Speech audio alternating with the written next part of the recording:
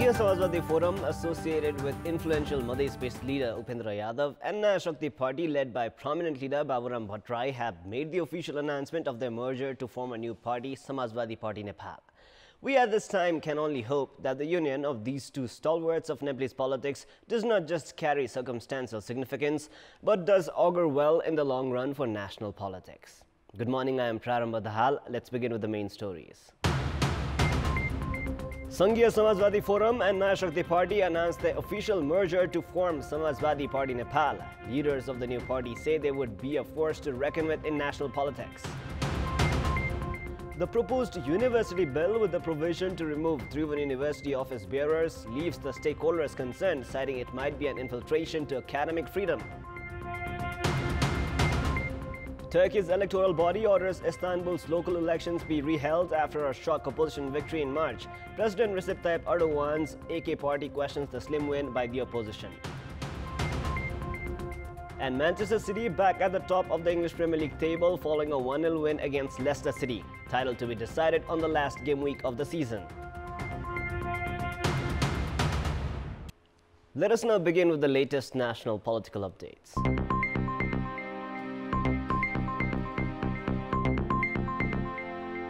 Upendra Yadav-led Sanghya Samajwadi Forum and Baburam Bhattarai's Naya Shakti Party announced their official merger yesterday.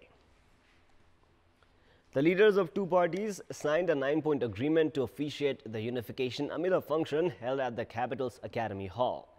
The new party has been named Samajwadi Party Nepal. The leaders of the two parties have said the party united to institutionalize Federal Democratic Republic of Nepal to be a part of the country's drive for economic prosperity. Likewise, the leaders have claimed the unification has given rise to a new and alternative political force in the country. Bhattarai and Yadav have jointly shared the leadership of the party. Bhattarai is classified as senior chairman, while Yadav will lead the central committee. Prime Minister K.P. Sharma Oli is all set to embark on a 6-day visit of Vietnam and Cambodia this week. A government needs to make ample preparations and homeworks to begin such foreign trips by the head of the executive. However, the national politics is abuzz with speculations regarding the very objective of the visit to these Southeast Asian nations that do not hold much relevance to diplomatic ties and economic partnership. Prime Minister Oli begins his 6-day visit beginning 9th of May. He is scheduled to attend a special ceremony to be hosted by Vietnam on the occasion of Buddha Jayanti. The Foreign Ministry has said that the delegation will also try to study the development and economic prosperity achieved by Vietnam in the last 30 years. Since Nepal does not hold much diplomatic ties with both Vietnam and Cambodia, political analysts are raising questions regarding the validity of Premier Oli's 6-day foreign trip. However, Nepal can reap benefits from both of these nations that have gained economic prosperity, leaving behind much bigger warfare in comparison to Nepal.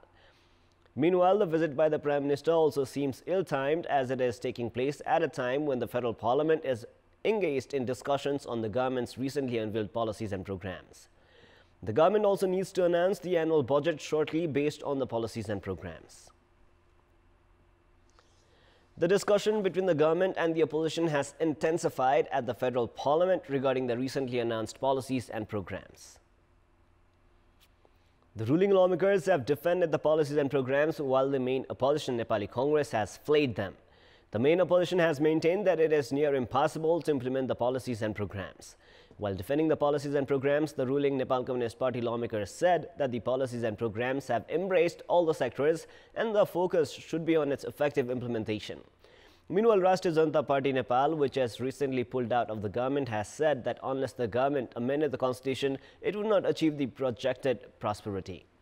President Bidyadevi Bhandari had tabled the policies and programs last Friday, while the Prime Minister is scheduled to attend the question-answer session today at the National Assembly. It is now time for a short break, but for more news, do stay with us.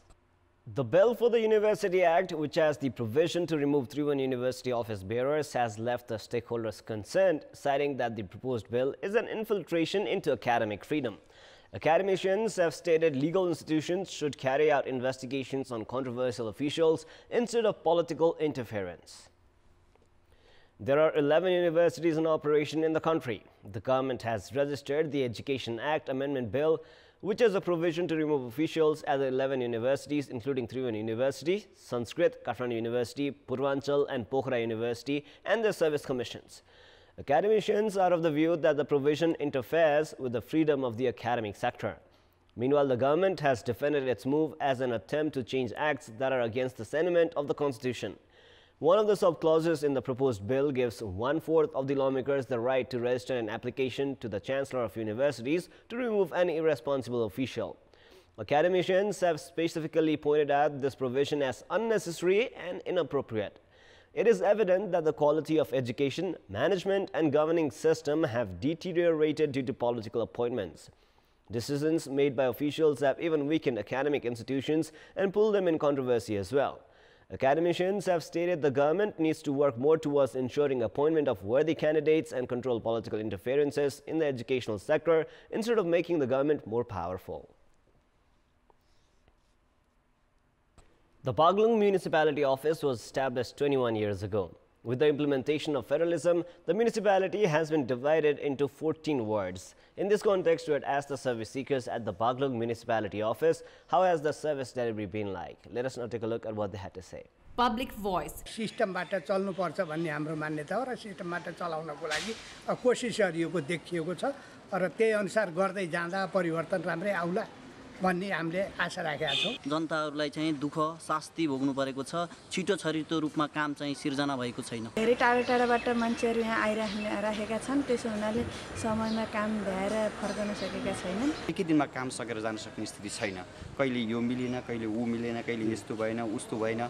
तर डकुमेन्टको हिसाबमा पूर्व पहिले नै उपभोक्ताहरूलाई यी कुरा हुन्, यसरी हो भनेर जानकारी गराएर त्यसै अनुरूपका बिल भरपाईहरू काम भए अनुसारको ल्याउन सक्ने स्थिति पनि यहाँ रहेको छैन र यी विभिन्न खालका समस्यालाई समाधान गर्न तत्काल गर्नुपर्ने छ र स्थानीय सरकार आउँदा झन् नागरिकले दुःख पाइरहेको हामीले अनुभूति गर्छौँ। टाढाको मानिसहरूलाई त अब आउँदैकै दिन सबै काम त अब भइहालेको छैन।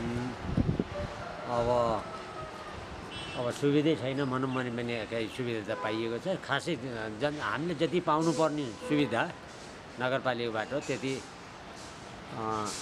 खासै सहजै रूपमा पाइएको छैन। यही 5 नम्बर प्रदेशमा यस्तो हो कि यो त मलाई थाहा छैन, तर चाहिँ यो चाहिँ सेवा सुविधाहरू जति वडाबाट चाहिँ मिल्ने जति सेवा सुविधा मैले कब्जा गरेर राखेको छ यसमा चाहिँ वडामा दिनुपर्ने हुन्छ।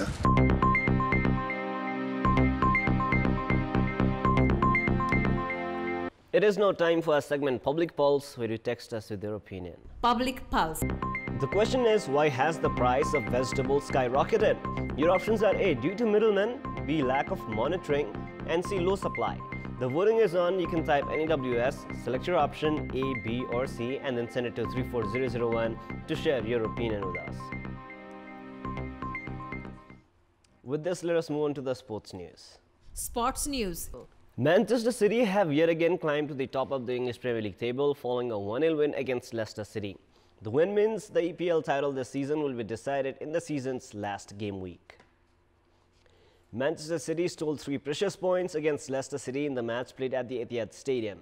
Pep Guardiola's side was disappointing in the first half, which ended in a goalless stalemate. Vincent Kompany scored a stunner from 25 yards in the 70th minute to seal the 3 points in City's title hunt. Leicester City had piled some pressure during the closing half of the match, but failed to produce a goal. Defending champions Manchester City are just 1 win away from winning yet another English Premier League title. With the end of game week 37, Manchester City have 95 points, while Liverpool are second with 94 points. Manchester City play against Brighton and Hove Albion, while Liverpool take on Wolves in the last match of the season. Sudur Paschim Province and Province 2 will clash in the title decider of the Under-16 cricket tournament currently underway in Kathmandu.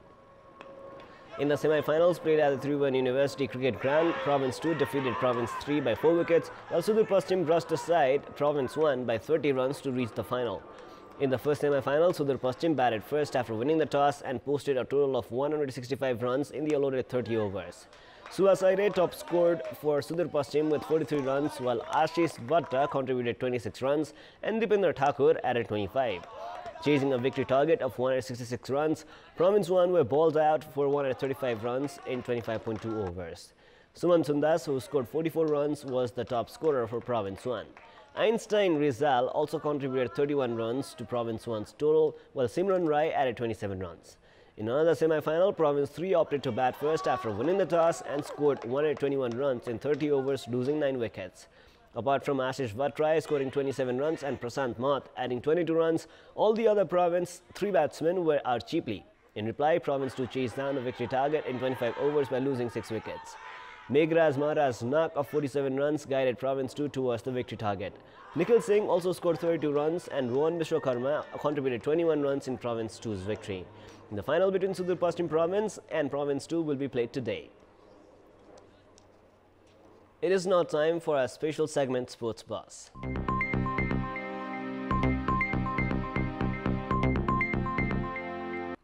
The ongoing Indian Premier League has reached the playoff stage with the completion of all the league matches. Mumbai Indians, Chennai Super Kings, Delhi Capitals and Sunrisers Hyderabad are the 4 teams to qualify for the playoff rounds.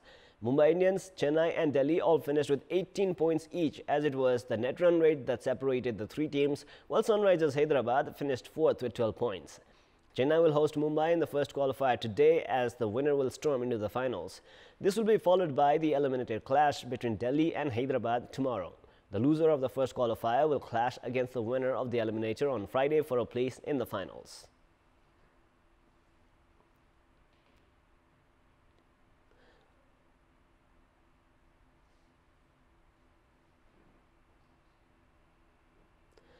Manchester City and Liverpool have been locked in an incredible title fight all season, with both the sides already amassing more points than 13-time winners Manchester United ever have in a 38-game Premier League season.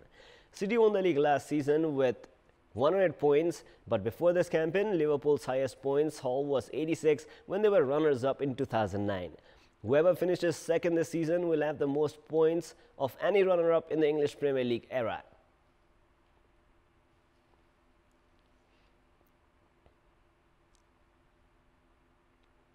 Now, Christian Pulisic insists Borussia Dortmund will not give up in their pursuit of the 2018-19 Bundesliga title despite falling 4 points behind leaders Bayern Munich after being held to a 2-all draw by Werder Bremen on matchday 32.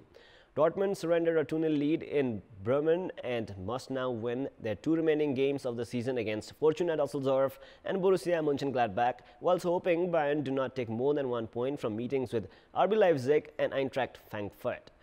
Anything more from the defending champions, who have a far superior goal difference, and Borussia Dortmund's dreams of landing a first Bundesliga title since 2012 will be over.